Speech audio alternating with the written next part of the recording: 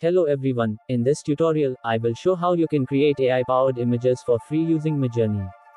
To learn the complete process, make sure to watch this video until the end. For the first step, open your browser and search for Midjourney. Then click on the link that appears and select the Join the Beta option. This will take you to a Discord group.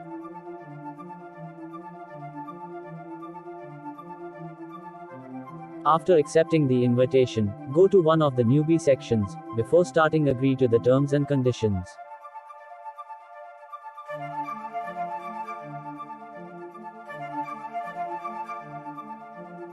Then to create your image from text, type, imagine, and describe the type of image you want to generate.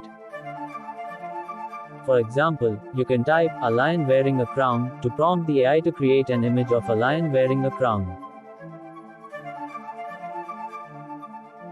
That's it.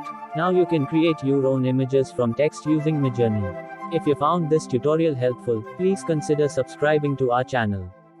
Thank you for watching.